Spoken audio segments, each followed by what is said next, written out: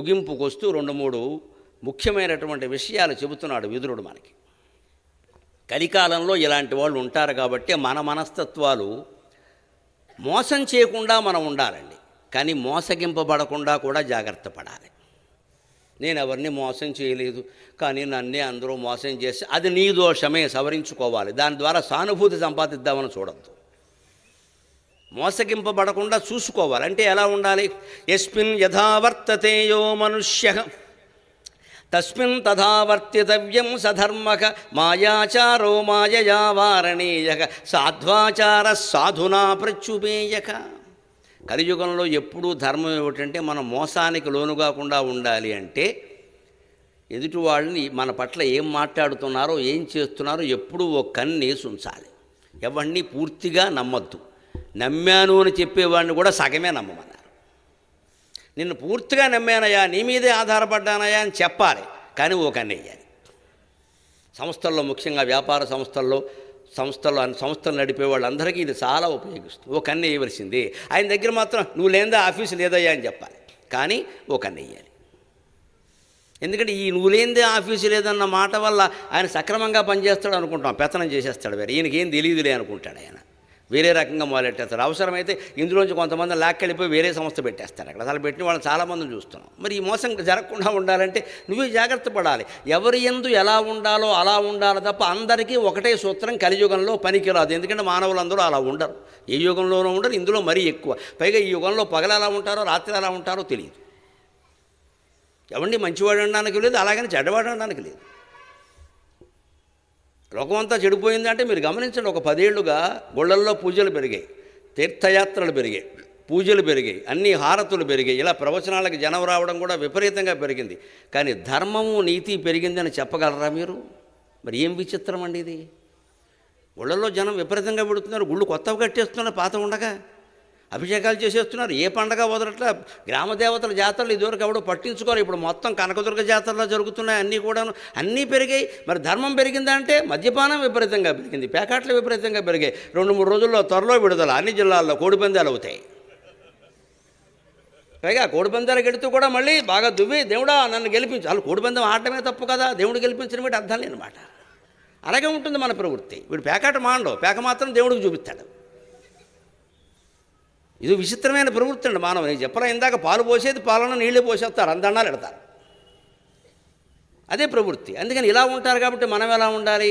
మాయాచారో మాయయా వారణీయక. నిన్నెవడైనా మోసం చేస్తాడో అని తెలిస్తే ఓ కన్నేసి ఉంచి వాడిని నువ్వు ముందే మోసం చేయమన్నాడు. ఖచ్చితంగా అది తప్పు కాదని చెప్పాడు.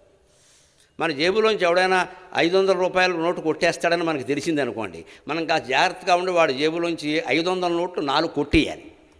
కొట్టేసి వాడిని పిలిచి, నీకు కావలసింది 500 కదా, 500 తీసుకో అని మిగిలిన 1500 మనం ఉంచుకోవాలి. ఈ కలియుగం ఇంతే.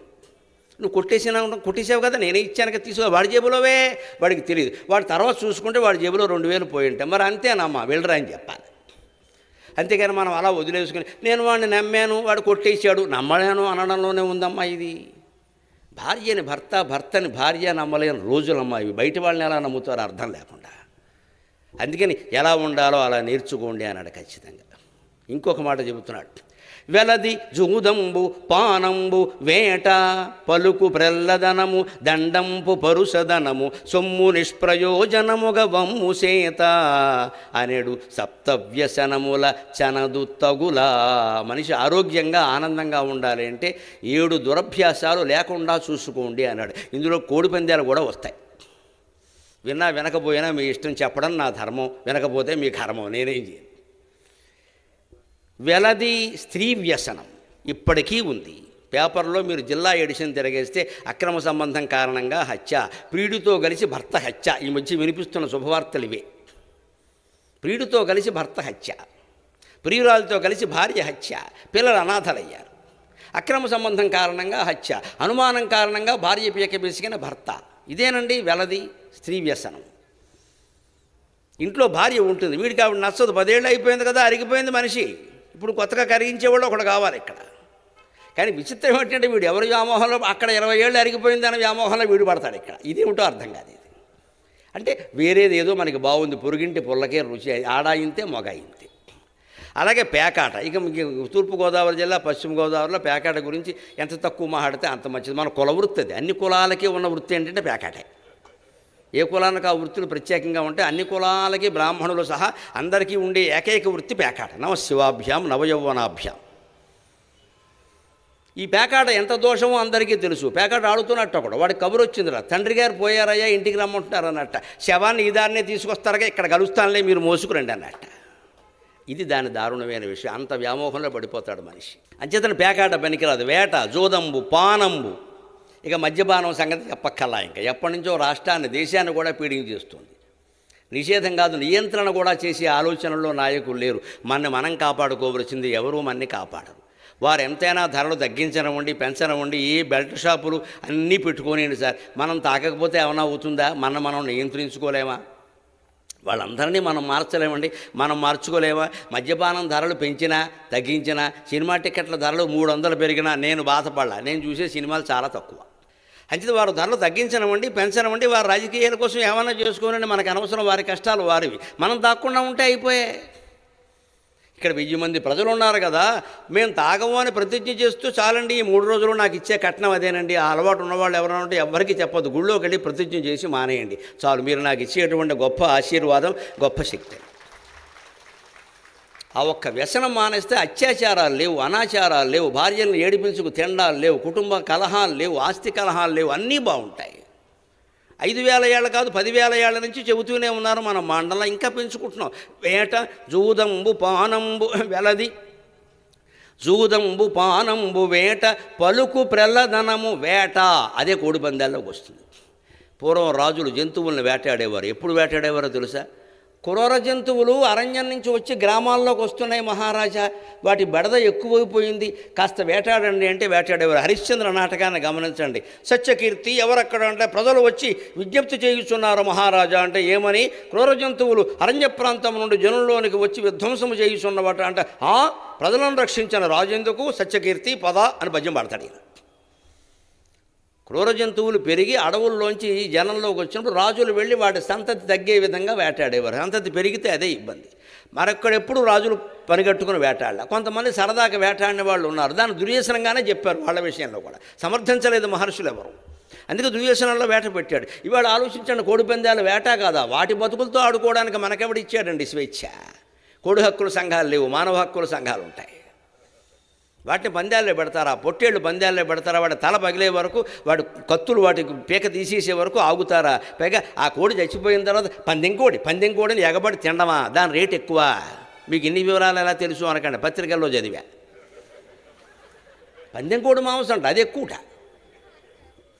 అంటే అది చావడం మనకి ఇష్టం. ఇది మరి మన పేక్ కోసేస్తే, మనకంటే బ్రహ్మరూప రాక్షసులు ఎవరన్నా వచ్చి మనతో పందేలాడితే గ్రౌండ్ బాగుందని, మరి ఇప్పుడు మానవ హక్కుల సంఘం అంటాం మనం. కోళ్ళకు హక్కులు ఉండవా? జంతువులకు హక్కులు ఉండవా?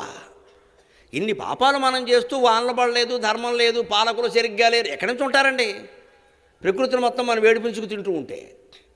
అందుకని వెలది, జోదంబు, పానంబు, వేట, పలుకు ప్రలదనము, మాట వాక్పారుష్యం, అనవలసిన మాట అనవలసినంత వరకే అనాలి. అశ్లీలపు మాటలు రాకూడదు. దురదృష్టవశాత్తు ఈవేళ నాయకుల నోట వస్తున్నాయి అశ్లీల పదాలు. నాయకుల నోట వినలేకపోతున్నాం.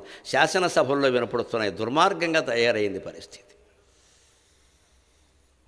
శాసనసభ అంటే సరస్వతి నిలయం అనుకోవాలి. అది శాసనాలు చేసే సభ. అజయదేవర కాళేశ్వరరావు గారి దగ్గర నుంచి ప్రప్రథమ ఆంధ్ర రాష్ట్ర శాసనసభ స్పీకర్ వరకు ఎలాంటి వాళ్ళు ఉండేవారు? ఎటువంటి మహానుభావులు, త్యాగమూర్తులు. దామోదరం సంజీవయ్య గారు ముఖ్యమంత్రిగా ఉన్నప్పుడు ఎలా ఉండేది? ఎంత నియమం. ప్రకాశం పంతులు గారు ఉన్నప్పుడు ఎలా ఉండేది? ఆ రాష్ట్రమేనా ఈవేళ ఇలా అయిపోయింది అనిపిస్తుంది. ఇది దిగజారుతున్నాయి. నానాటికి తీసిగట్లు నాగంబొట్లు అని మాట అనొచ్చు. రాజకీయ విమర్శలు చేయించండి, ఎంతవరకు ఆ విధానాన్ని విమర్శించండి. వ్యక్తులను ఎలా అంటారు మీరు? అన్నీ వ్యక్తిగతమైనవే జరుగుతున్నాయి. నేను నరికేస్తా, పొడి చేస్తా, ఇంకా రౌడీ మాటలన్నీ వస్తున్నాయి. వీధిలో కన్నా చూసుకుందాం, ఇందుకోసమని కోటేసింది. పలుకు ప్రల్లదనం. అలాగే దండంపు పరుషధనము, శిక్షలు విధించవచ్చు, దండించవచ్చు, కానీ అతి కఠినంగా ఉండకూడదు అవి. ఇవాళకి కూడా బలహీన వర్గాల వారు ఏదైనా తప్పు చేస్తే కాస్త అగ్రవర్ణాల వాళ్ళు బలవంతులు పట్టుకుని అనేక రకాల శిక్షలు వేసేస్తున్నారు. చెల్లుతోంది కదా అని చెప్పేసి తర్వాత శిక్ష అనుభవించద్దా? జైలుకి వెళ్ళొద్దా? అంచేతన ఆ దండంపు భవిష్యత్తులో మందలిస్తే అయిపోయి పడతాడు సార్, ఏముంది దీనికి పెద్ద విషయం అది, ఏదో పిలిచి అయ్యా ఏమనుకోకుండా అయ్యా తప్పు అని మా తండ్రి అయినా వస్తాడు వెనకాల, మా వాడేదో తప్పు చేశాడయ్యా ఉడుకు రక్తం అయ్యా అంటాడు, వదిలేస్తే అయిపోయా, అంత కష్ట తీర్చుకోవాలా. ఇంకొక మాట అన్ని కుటుంబాలకి ఉపయోగపడేది, సొమ్ము నిష్ప్రయోజనముగా వమ్ము చేత. ఈ విషయంలో పురుషులు ఎంతో, స్త్రీలు అంతేనమ్మా. నమస్కారం. షాపింగ్ వ్యసనం వదులుకోవాలి. సప్త వ్యసనాల్లో షాపింగ్ ఒకటి. ఈ విషయాన్ని 5000 ఏళ్ల క్రితమే చెప్పిన విదురుడికి నమస్కారం. మా మహిళల గురించి ఆయనకి బాగా తెలుసు. ఒక సినిమా యాక్టర్ని వాళ్ళని ఇంటర్వ్యూ చేసినప్పుడు నేను చూస్తూ ఉంటాను, పత్రికలో నాకు సరదా. మీ అలవాట్లు ఏమిటమ్మా అంటే, షాపింగ్. నీ ఇల్లు బంగారంగానే షాపింగ్ అలవాటా? చచ్చిపోవడా మొగుడు? షాపింగ్ ఒక అలవాటు అండి, హాబీయా?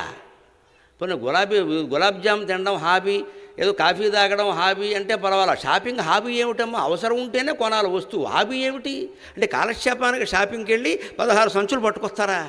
అవసరం లేదా? అవసరం లేని వస్తువు ఒకటి కొంటే అవసరం ఉన్న వస్తువులు 5 అమ్మేయాల్సి ఉంటుంది. అంచేత ఈ షాపింగ్ అనే దుర్వ్యసనాన్ని మానుకోవాలి. పండగ కాబట్టి షాపింగ్ చేశారు అనేం లేదమ్మా చెయ్యాలని. మా పెద్ద కొడుకు పెళ్లి షాపింగ్ మీరు ఆశ్చర్యపోతారు. పెద్ద కొడుకు పెళ్లి షాపింగ్ 45 నిమిషాల్లో ముగిసింది. నేనున్నాను అక్కడ యమధర్మరాజులాగా, కుదరదు వ్యవహారం అంతే. 45 నిమిషాల్లో అంతే. నేను టైం పెట్టా, నీ ఇష్టం వచ్చి నువ్వు కొనుక్కో, 45కి నువ్వు నీ కొడుకు బయటకు వచ్చేయాలి. అమౌంట్ పెట్టించాను ముందు, గొడవ లేకుండా, ఇంత ఇస్తాను, ఇంతకు మించి ఇవ్వను అంతే. అది గేటు. సంపాదిస్తున్నది మనం ఇక్కడ, సరదా ఇటేమన్నా ఇక్కడ ఖర్చు పెట్టిస్తే నేను మీ దగ్గర దోచుకోవాలి. ఇంకా తప్పది, అలా జరగకూడదు. మంచిది, ఎంతమందికి పెట్టాలో ముందు రాసుకోండి. రాశారు 30 మందికి పెట్టా, మంచిది. 30 చీరలు కొంటావు, పంచలు కొంటారు, కొనుక్కోండి, వెళ్ళండి. నేను రాను కూడా, కానీ టైం ఇది. నేను వస్తాను, డబ్బులు ఇవ్వడానికి వస్తాను. కారులో కూర్చున్నాను నేను, లోపలికి వెళ్ళా. అక్కడికి మనకి సరదా పెట్టారు, మీరు వస్తే తగ్గిస్తారన్నాడు. అదో గిఫ్ట్ ఉందన్నమాట అనుకున్నాను నేను.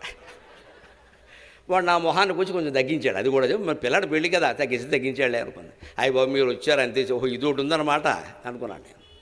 అంతే, అయిపోయింది. 45 నిమిషాల్లో అయిపోయింది. మా జిల్లాలో సహకరించింది. నిజంగా బహిరంగంగా చెబుతున్నాను, నేను అదృష్టవంతుణ్ణి. ఆ శారద సహకరించింది నిజంగా. కొడుకే చెప్పింది, నాన్నగారు అలాగే ఉంటారమ్మా, మనం చూసుకోవాలి, మీరు కూడా రేపు మీ భార్యతో అలాగే ఉండాలరా అని చెప్పింది ఆవిడ. అర్థం చేసుకుంటారు, ఆలస్యమైన అర్థం. ఇప్పుడు అలాగే ఉంటున్నారు, నా అదృష్టవంతుడిని, అలాగే ఉంటున్నారు వాళ్ళు. అప్పుడు కుటుంబాల్లో ఇబ్బంది ఉండదండి. ఇలాగా ఈ సప్తవ్యసనాల పాలు పడకుండా ఉంటే, ఆర్థికమైన పరిస్థితి మనం దిగజారకుండా చేతిలో పడగలిగితే, ఏదైనా వస్తువు అవసరమైతే కాగితం మీద రాయండి. మా ఇంట్లో చేసే పని చెబుతాం, తోక పుస్తకం ఉంటుంది, దాని మీద రాస్తాం. 15 రోజుల తర్వాతే కొంటాను నేను దాన్ని. ఏదైనా అత్యవసరం మందులు అవన్నీ వేరే, మామూలు అవన్నీ 15 రోజులు వాయిదా చూద్దాం. ఈ 15 రోజుల్లో ఆ కోరిక ఉండదు, దాని అవసరం ఉండదు, అది తీసేయి. అంతగా 4-5 సార్లు అది అవసరం అనిపించితే కొందాం, మనకేం కాపీనం ఏం లేదండి. పిసులు నాకేం బాగా, నేను ఐశ్వర్యవంతుడమ్మా, నేనేం మధ్యతరగతి కూడా కాదు, నేను ఐశ్వర్యవంతుడు. లక్ష్మీ కటాక్షం ఉంది నాకు, సరస్వతి కటాక్షం ఎంత ఉందో లక్ష్మీ కటాక్షం అంతే ఉంది. నాకు ఉన్నదానికి లోపం లేదు, నాకేం ఇబ్బంది లేదు. నేను పేదవాడిని చెప్పుకోవాల్సిన అవసరం నాకేం లేదు. కానీ జాగ్రత్త కాపాడుకోబట్టే కదా లక్ష్మీదేవి ఉంటుంది, లేత ఎందుకు ఉంటుంది? అందుకని రాయండి, 15 రోజులు ఆగండి, తర్వాత అవసరమైతే కొనండి, లేత లేదు. అన్నీ అవసరం అనిపించు, అప్పటికే అవసరం అనిపించి తప్పకుండా కొంటాం. మా ఇంట్లో ఒక షరతు మీకు కూడా చెబుతున్నా, ఏ వస్తువైనా కొంటా, ఒక బల్ల కొన్నాం, ఇంకో బల్ల బయటికి వెళ్ళిపోవాలి. 2 బల్లలు ఉంటే మనకి బల్ల పెరుగుతుంది కడుపులో. ఇది కండిషన్, ఇది షరతు. ఓ చీర కొన్నాం, ఓ చీర వెళ్ళిపోవాలి బయటికి. ఒక కుక్కర్ కొన్నాం, పాత కుక్కర్ వెళ్ళిపోవాలి, అంతే. అది ఉండి ఇది ఉంటే నువ్వు నేను ఉండం ఇక్కడ. తీసేయంటే ఇప్పుడు ఏమవుతుంది, అనవసరంగా దీన్ని తీసేయడం ఎందుకు, బోళ్ళు బంద్ చేస్తుందని కొండమే మానేస్తారు. ఇదే వ్యసనాల బారి పడకుండా కాపాడుకోవచ్చు. మన ప్రయత్నం చేయని దైవానుగ్రహం దండాలు పెట్టకల మనం ప్రయత్నిస్తే అవుతాయి. చివరిగా ముగింపుగా ఒక్క మాట చెప్పి నేను సెలవు తీసుకుంటా. ఇన్ని నీతులు చెప్పినటువంటి విదురుణ్ణి చివరిలో, ఏమయ్యా అసలు ఈ కోరికల పాలపడకుండా ఉండాలంటే ఏం చెయ్యాలయ్యా అన్నాడు. అహం మమ అని 2 ఉన్నాయండి, నేను నాది అని. ఆ రెండింటినీ జయిస్తే చాలు, ఇంకేం అక్కర్లేదన్నాడు. అవి జయించాలంటే ఏం చేయాలయ్యా అన్నాడు. ఆత్మజ్ఞానం పొందాలండి అన్నాడు. అయితే ఆత్మజ్ఞానం ఏదో నువ్వు బోధించరాదా, ఇన్ని చెప్పావు కదా, ఒకే సినిమాకి ఒకే టిక్కెట్కి 2 సినిమాలు చూపించి శివరాత్రి కదా అన్నాడు. విదురుడు అది కుదరదని చెప్పాడు, సంస్కారవంతుడు. ఆత్మజ్ఞానం కూడా నువ్వు చెప్పవయ్యా, ఇన్ని చెప్పినవాడు చెప్పలేవా అంటే, అన్నయ్య మరోలా అనుకోవద్దు, నాకు తెలుసు, కానీ నేను దాసీపుత్రుణ్ణి, శూద్రవంశంలో పుట్టినవాణ్ణి. బ్రహ్మజ్ఞానాన్ని బ్రాహ్మణుడు బోధించాలి, యోగి బోధించాలి, ఋషి బోధించాలి, ఎవరు పడితే వారు చెప్పొద్దు. అందుకని నా పరిమితి నాకు తెలుసు, వర్ణాశ్రమ ధర్మాలు నేను పాటిస్తున్నాను, నేను చెప్పను, తెలిసినా చెప్పను అంటే అప్పుడున్నాడు ధృతరాష్ట్రుడు. అలా అంటే అలాగయ్యా, పోనీ చెప్పించి ఎవరి చేత, ఆ మాట అన్నావు బాగుంది అని విదురుడు అక్కడ కూర్చుని ఒక్కసారి సనక సనందన సనత్కుమార సనత్సుజాతుల్లో ఒకడైన సనత్సుజాతుడిని 5 నిమిషాలు ధ్యానం చేస్తే సనత్సుజాతుడు విదురా నీకేం కావాలి అని తిరిగి వచ్చాడండి. అది విదురుడి స్థాయి, అది విదురుడి స్థాయి. మీరు అతన్ని శూద్రుడు అంటారా, బ్రాహ్మడు అంటారా, బ్రహ్మదేవుడు అంటారా, శ్రీ మహావిష్ణువు అంటారా, సాక్షాత్ పరమాత్మ అంటారా, కానీ ఏ శరీరంలో పుట్టాడో ఆ శరీరానికి ఉండే కులము, మతము, ప్రాంతము అవన్నీ పాటించాడు అతను. ద్వాపరయుగం నిబంధనల ప్రకారం మేము బ్రహ్మజ్ఞానం ఉపదేశించడానికి మాకు అర్హత లేదు, బ్రాహ్మణులు మాత్రమే చెప్పాలి. అది నేను సనత్సుజాతుడి చేత, మామూలు బ్రాహ్మణుడు కాదు, సనత్సుజాతుడు అంటే బ్రహ్మదేవుడు కుమారుడు. బ్రహ్మదేవుడు కుమారుడు కంటే బ్రాహ్మణులు ఎక్కడ ఉంటారు? ఆయన్ని పిలుస్తా, ఆయన్ని ధ్యానం చేస్తా అంటే ఆయన్ని రప్పించగలిగిన ధ్యానశక్తి కలిగిన మహానుభావుడు కూడా తన వర్ణాశ్రమ ధర్మాలే కట్టుబడి ఉన్నాడు, మితి దాటలేదు, పరిమితి దాటి వెళ్ళలేదు. అప్పుడు ఆ సనత్సుజాతుడు వచ్చి ఒక్క మాట చెబుతాడు, దాంతో మనం సెలవు తీసుకుందాం. ప్రమాదం వై మృత్యురఘం బ్రవీమి సదా అప్రమాదం హి అమృతత్వం బ్రవీమి. విదురునీతిని సనత్సుజాతీయంతో ముగిస్తూ ఉన్నాం. మహారాజా, అహం మమ అనేవి పోవాలంటే ఏం చేయాలో తెలుసా? మనస్సుని మనమే గమనిస్తూ ఉండాలి, మన మనస్సును మనమే గమనించాలి. అంటే మాటలు ఆపేయాలి, పనులు ఆపేయాలి, కళ్ళు మూసుకోవాలి, తలుపు గొళ్ళెం పెట్టేయాలి, లోపల కూర్చోవాలి. నేను అదే చెబుతున్నా, రోజు పొద్దున్న అరగంట, సాయంత్రం అరగంట మీ ఇంట్లో మీరే చేయండి. ఏం ఫలించకపోయినా సరే, సరిగ్గా జరగకపోయినా సరే, ఎన్ని రకాల ఆటంకాలు వచ్చినా సరే మాట్లాడకుండా చేయండి, కొనసాగించండి. ఎలా చెయ్యాలి? ఆయన చెబుతున్న ప్రమాదం వై మృత్యురకం బ్రవీమి. భగవద్ధ్యానం నుంచి, ఆత్మధ్యానం నుంచి, నిశ్చలంగా ఉండడం నుంచి ఎప్పుడు ఈ మనస్సు జారి కిందకి పడుతుందో అదే మృత్యువు. జారి పడకుండా ఉంటే అది అమృతత్వం. అంటే జారి పడకుండా చూసుకో. అంటే మనస్సుని జారి పడకుండా చూడాలంటే ప్రధానమైన ఉపాయం ఏంటంటే ఆ మనస్సు నుంచి మనం వేరుపడి మనస్సును గమనించాలి. మనం మనస్సు కాదు, దేహం కాదు, ఇంద్రియాలు కాదు, మనస్సుకు అతీతమైనటువంటి దేవతా స్వరూపం, ఆత్మస్వరూపం మనం. అందుకని మన మనస్సును మనమే గమనించాలంటే ఆలోచన అప్రయత్నంగా ఆగిపోతుంది. మనస్సు ఎలాంటిది అంటే ఆలోచన మనం ఆలోచించడం మానేస్తే ఇక అది ఆలోచించదు. మనకు తెలియకుండా ఏ ఆలోచన మన మనస్సులకు రాలేదు. మనకు తెలియకుండా మన ఇంట్లోకి మనుషులు రావచ్చు, వస్తువులు రావచ్చు, మనుషులు పోవచ్చు, వస్తువులు పోవచ్చు. మనకు తెలియకుండా మన మనస్సులోకి ఆలోచన ఎలా వస్తుందండి? అర్థం లేని మాట.